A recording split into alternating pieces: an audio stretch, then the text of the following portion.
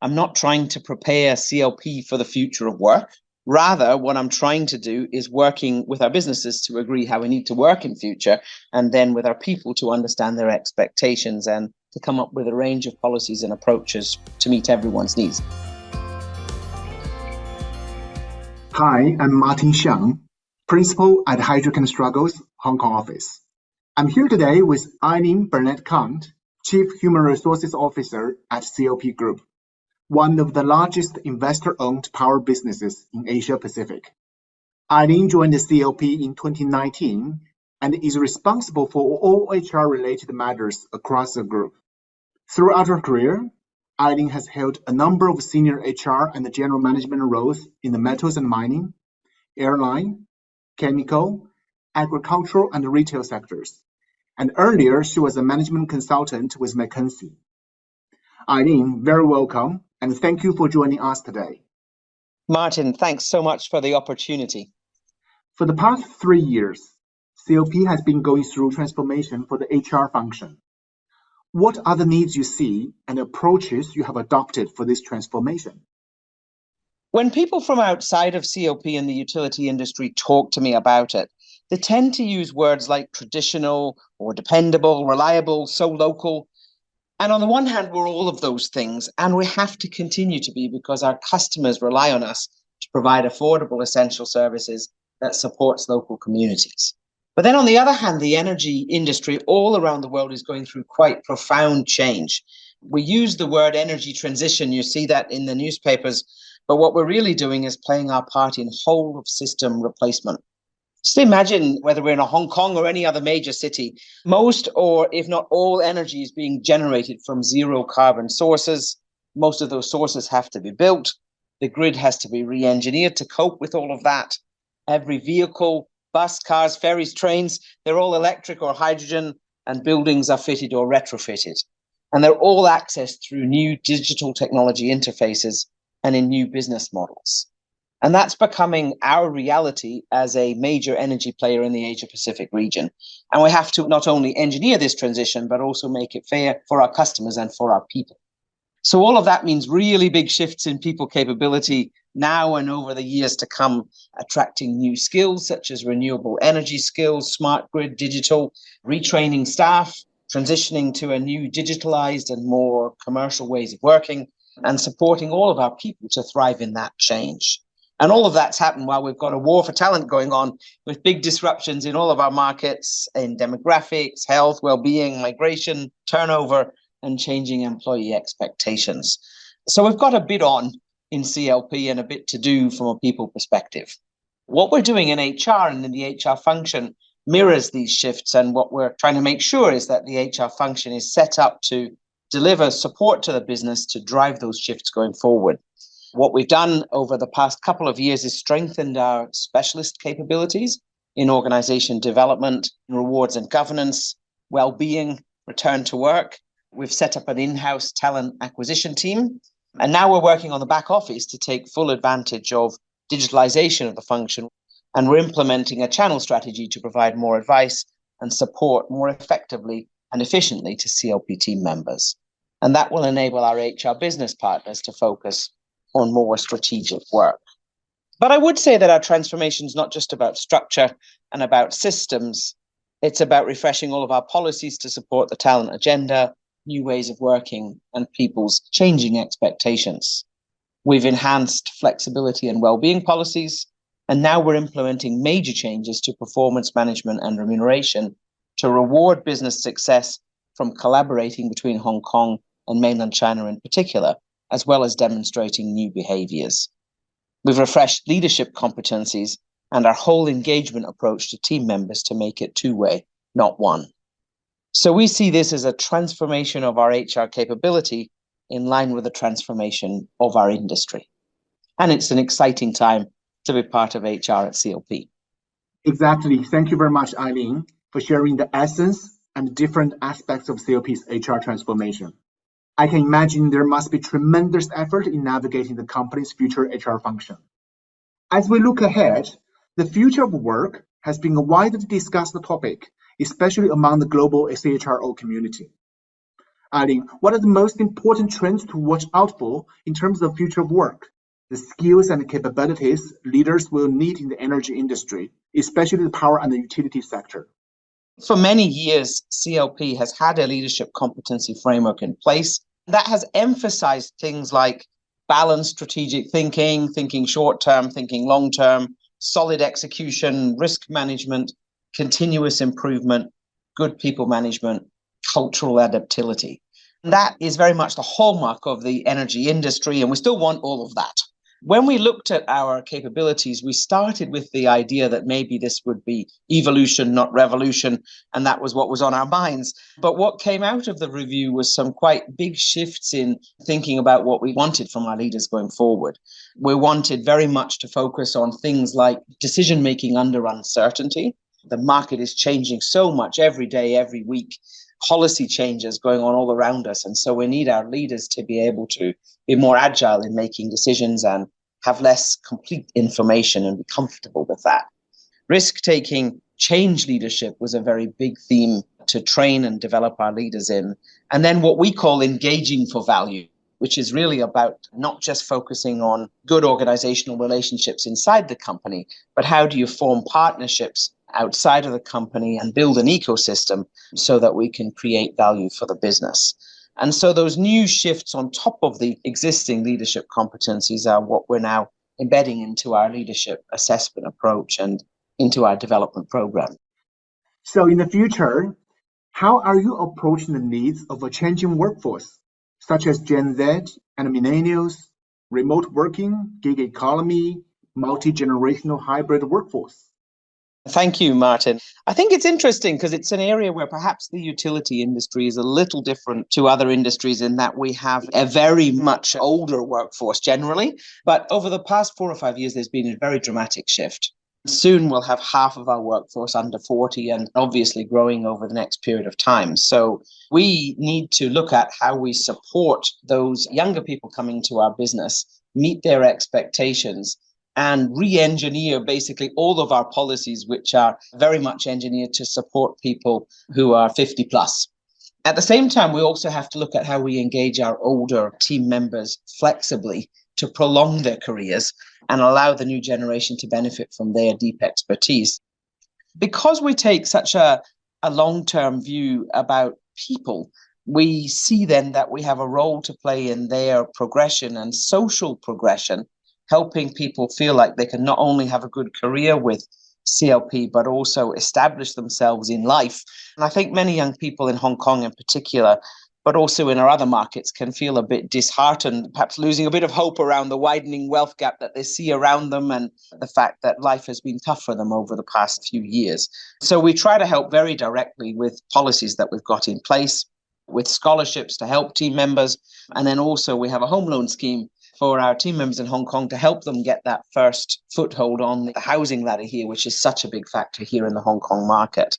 We also want to create opportunities for people who might have missed out on entering our industry first time or getting the qualifications they need to join CLP. And we have a fantastic institution called the CLP Power Academy, which is a collaboration between CLP and a number of different universities and training institutions. It runs diploma and degree programs using our facilities, using our staff as lecturers, but also university and technical college staff to run programs from diploma up to master's degree. We've graduated over 1,500 students from the CLP Power Academy, and that lets them either come and work for us or work elsewhere in the industry, but it also gives hope for the future and a second chance for people to come and join our industry. So what we're doing from a workforce perspective might be a little different to other people, but very much trying to expand at the top, expand at the bottom, give people second chances, give them hope for the future, as well as tackle our talent needs.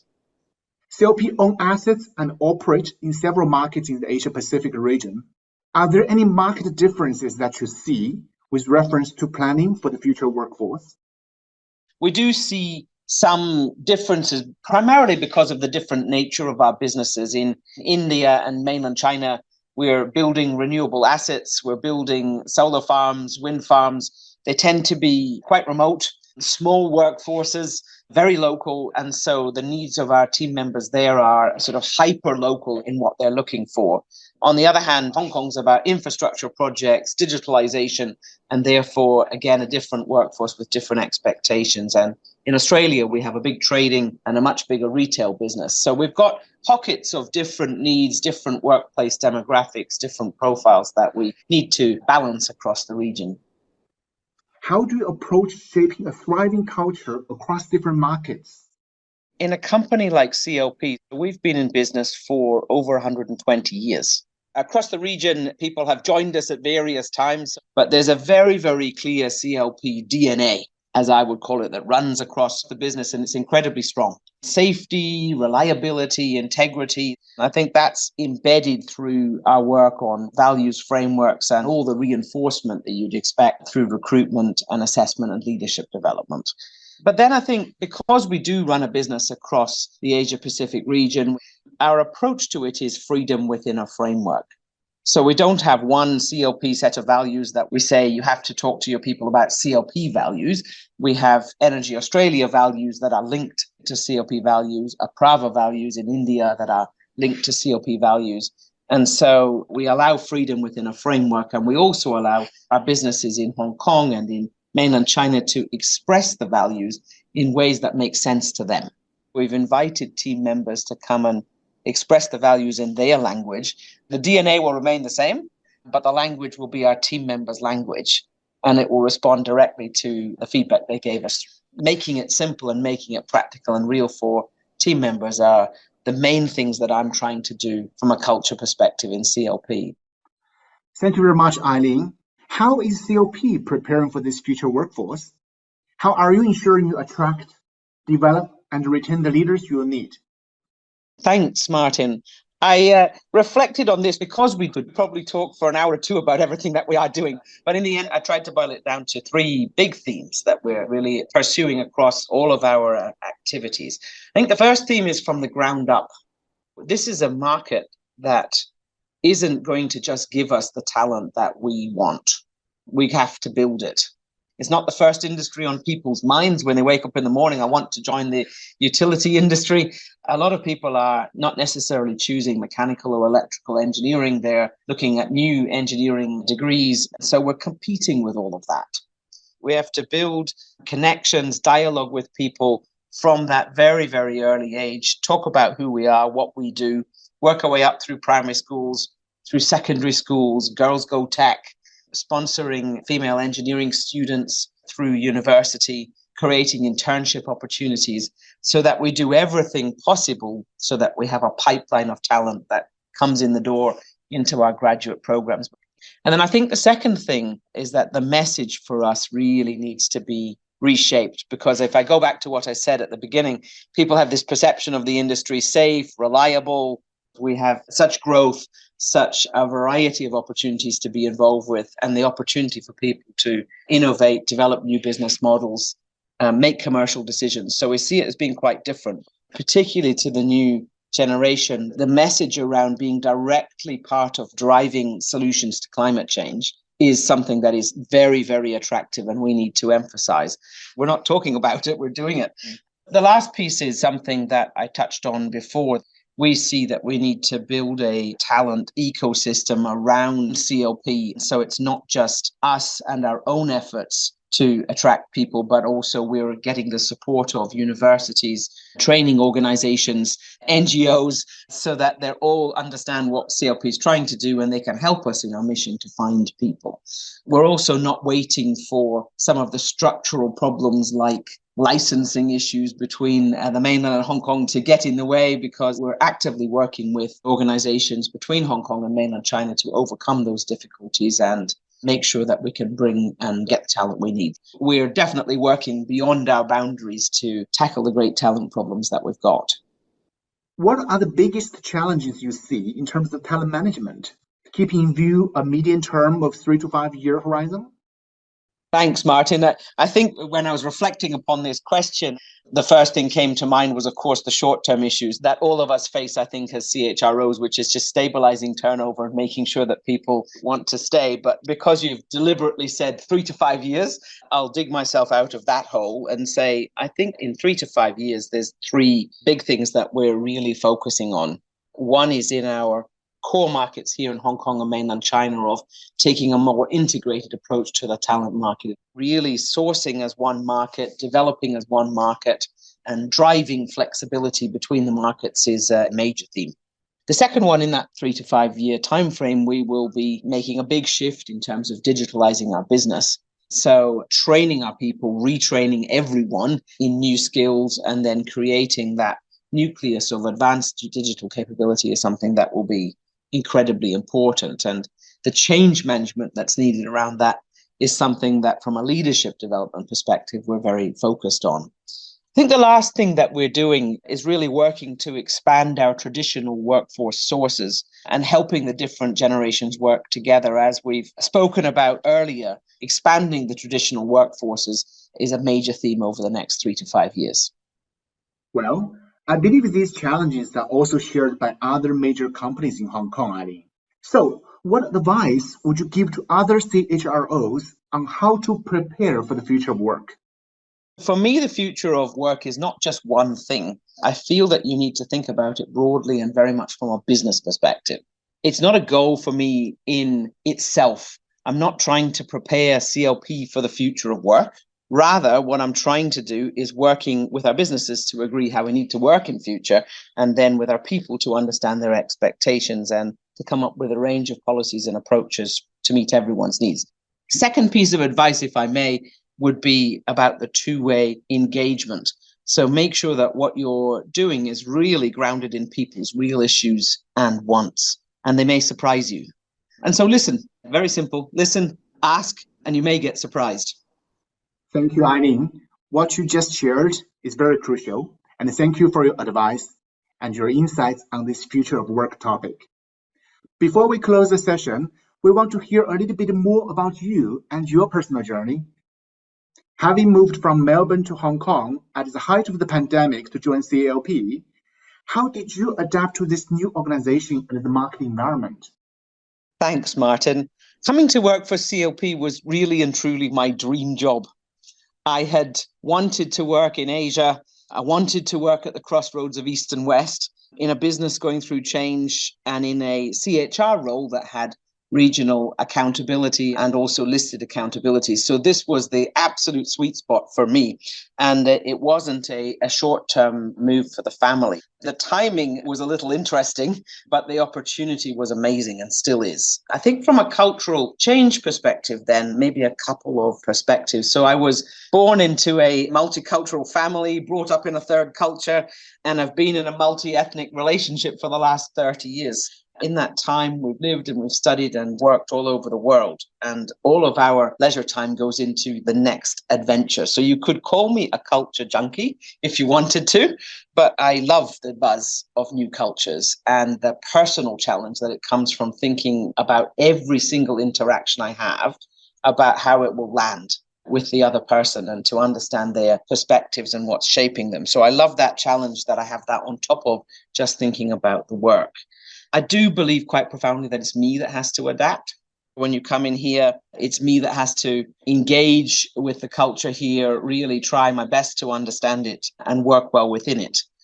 Even though moving to CLP involved a lot of change, in moving to Hong Kong, I felt at home and connected to the company from the very beginning. If I just say one reflection about the pandemic, it's been hard for everyone, I think. There was some family separation and some uncertainty, and many, many, many people all around the world have gone through that. Maybe I'll leave on a last point. Being here in Hong Kong the last 3 years gave us the gift of time to explore the whole of Hong Kong from top to bottom. What a wonderful place. I think I would love and keep telling the stories of Hong Kong. There's such variety from a natural environment perspective. There's such variety from food and art and culture. I'm incredibly grateful, actually, for the chance to spend the time here, spend the time on the ground and experience it perhaps in a way that I wouldn't have done otherwise. The pandemic and the move gave some challenges, but also some wonderful gifts. This is very impressive, Eileen. I hope Hong Kong has become your home now. I hope so too. Thank you so much for making time to speak to us today. Thank you, Martin. I appreciate it greatly.